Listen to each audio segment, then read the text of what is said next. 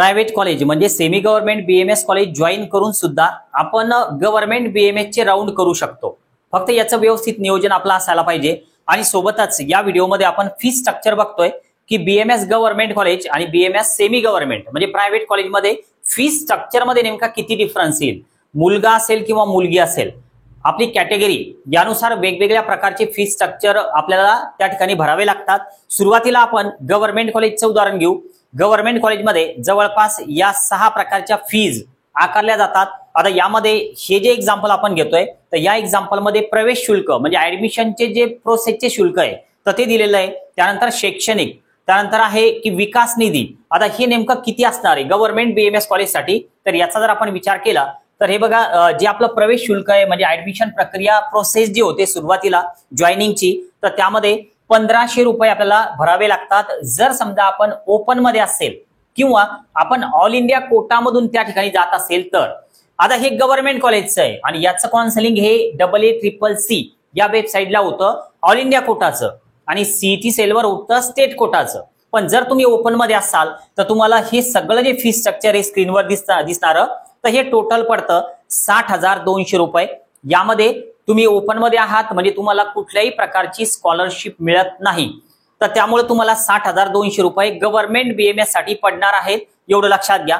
आता जर समजा आपण पुढचा विचार केला, कॅटेगरी आहे ईडब्ल्यूएस किंवा एसईबीसी आणि यामधले येणारे मुलं। आता मुलांसाठी आपल्याला प्रवेश शुल्क त्यानंतर शैक्षणिक शुल्क थोडं कमी झालेलं दिसतं। अगोदर हे जवळपास दुप्पट होतं शैक्षणिक शुल्क, पण या ठिकाणी आहे 26,100 म्हणजे स्कॉलरशिप या ठिकाणी गृहीत पकडण्यात आलेली आहे। तर त्यामुळे टोटल जे बजेट बनणार ईडब्ल्यूएस वाल्यांचं किंवा एसईबीसी मुलांसाठीचं तर ते बनणार 34,100 रुपये गव्हर्नमेंट बीएमएस कॉलेजचा आपण विचार करतोय। जर समजा आपण एक विचार केला मागच्या वर्षीच्या जीआरचा की मुलींना फ्री एज्युकेशन मिळतं, आता जर मुलगी असेल तर मुलीसाठी प्रवेश शुल्क 1500 रुपये असतं आणि बाकीचे हे जे निधी आहेत जसं समजा जिमखाना आहे, ग्रंथालय, तर हे पकडून आपल्याला जवळपास 8,000 रुपये एवढं या ठिकाणी गव्हर्नमेंट कॉलेजला द्यायचं काम पडू शकतं। यानंतर जर आपण विचार केला राखीव प्रवर्ग, आता राखीव मध्ये कोण कोण येतात तर यामध्ये ओबीसी आहे, यामध्ये व्हीजेएनटी आहे, एसबीसी आहे, एससी आहे, तर हे सगळे राखीव मध्ये येणार आहे। आता राखीव मध्ये येणाऱ्यांसाठी परत या ठिकाणी दिलेलं दिसतं 8,000 रुपये।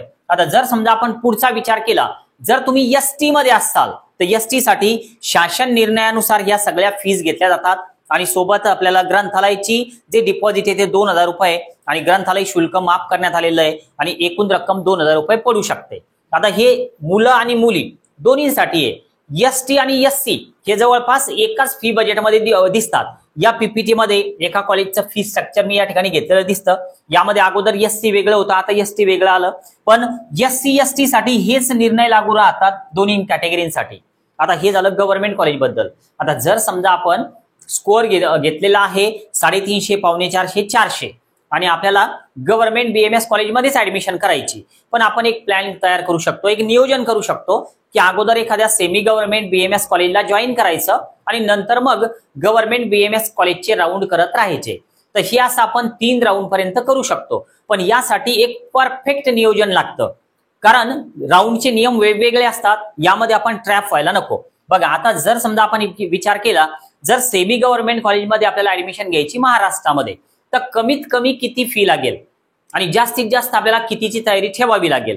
बघा आता हे जे धुळ्याचं कॉलेज आहे देवपूर धुळे, आता यामध्ये जर आपण विचार केला तर हे जे फर्स्ट आहे आयक्यू चे ऍडमिशन तर हे तुम्ही सोडून द्याल, कारण आयक्यू म्हणजे काय तर हा एक मॅनेजमेंट कोटा आहे। आपली जी ओपनची फीज आहे तर त्याला 5 टाइम्स यांनी दिलेलं आहे। मग आता सुरुवात आपण या ठिकाणी ओपन पासून करू। ओपनला जी फी लागणार आहे तर ती 1,46,000 रुपये लागणार आहे, म्हणजे हे महाराष्ट्रामधलं थोडक्यात एक 1.5 लाख पर इयर फीचं बजेट तुमचं पाहिजे। तुम्ही जर ओपन मध्ये असाल आणि तुम्हाला सेमी गव्हर्नमेंट म्हणजे प्रायव्हेट बीएमएस कॉलेज जॉईन करायचं असेल तर कमीत कमी 1.5 लाखांची तयारी पर इयरची तुमची पाहिजे। यामध्ये हॉस्टेल मेस काही इन्क्लूड केलेलं नाही, ते बाकीचा खर्च वेगळा लागणार। आता बघा तुम्ही जर ओबीसी मध्ये असाल तर फी थोडी अर्धी झालेली दिसते, थोडक्यात एक 70-75 रुपयांचं बजेट तुमचं पाहिजे कमीत कमी ओबीसी साठी। ईडब्ल्यूएस मध्ये असाल तेवढीच फी आहे। यानंतर तुम्ही जर एनटी किंवा व्हीजे मध्ये असाल तुमचं इन्कम जे आहे याला इन्कमची अट असते.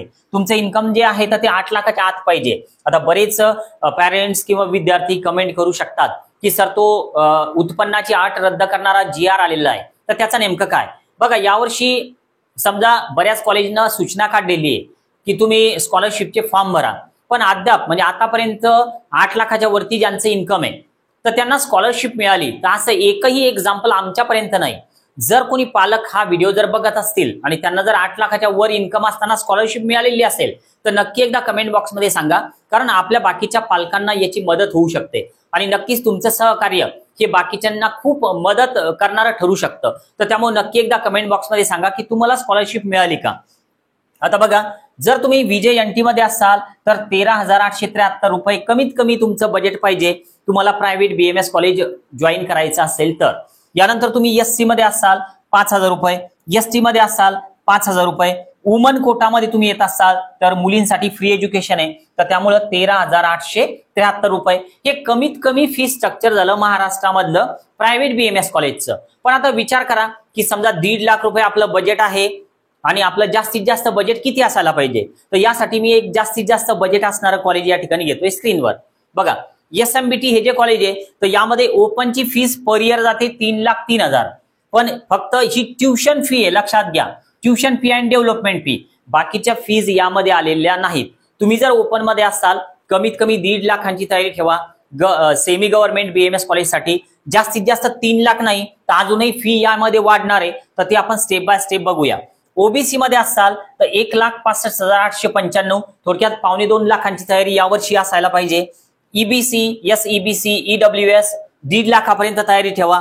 VJNT 28,000 म्हणजे 30,000ची तयारी ठेवा.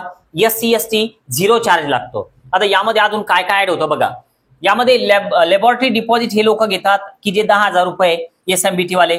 तुम्ही जर कोणत्याही कॅटेगरीमध्ये असाल तरी लॅबोरेटरी डिपॉझिट तुम्हाला पे करावं लागणार 10,000 रुपये.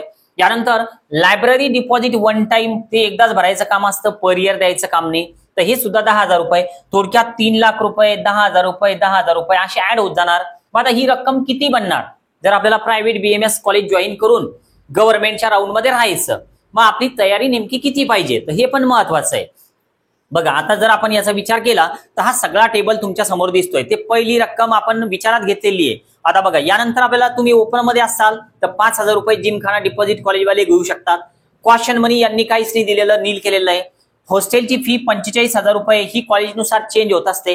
एखादं कॉलेज 65,000 घेईल, एखादं कॉलेज 85,000 रुपये पण घेऊ शकते आणि हे सगळे कॅटेगरीसाठी सारखं आहे. यानंतर मेसची फी वेगळी प्रत्येक ठिकाणी वेगवेगळी लागू शकते. यानंतर हॉस्टेलचं डिपॉझिट प्रत्येक कॉलेज वेगवेगळं घेऊ शकतं. तर असं SMBTचं बजेट ओपन साठी 4,43,000 बनतं. OBC मध्ये असाल 3,05,000ची तयारी ठेवा. तुम्ही जर बाकी SEBC EWS मध्ये असाल 3 लाखाची तयारी ठेवा. VJNT मध्ये असाल तर 2 लाखाची तयारी ठेवा.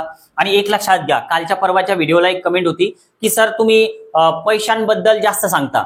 हे पैसे म्हणजे कॉलेजचे फी स्ट्रक्चर आहे, हे आपल्या अकॅडमीचं नाही, काही अकॅडमीचं नाही. अकॅडमीमध्ये आपण हे का कॉलेज थोडी चालवतो आपण, हे कॉलेजच्या फीज आहे आणि हे सांगणं, पालकांपर्यंत माहिती पोहोचवणं हे मी करतोय की जेणेकरून आपलं बजेट आपण आतापासून तयार करून ठेवायला पाहिजे. आणि हे बघा, हे सगळं सांगत असताना ही लास्ट जी आहे तर ही SC ST वाल्यांची ऍडमिशन आहे, तर यांना सुद्धा जवळपास 1,40,000 रुपये पे करावे लागतील विथ हॉस्टेल मेस. तर त्यामुळे गैरसमज करून घेऊ नका, या काही आमच्या फीज नाहीये, या कॉलेजच्या फीज आहे.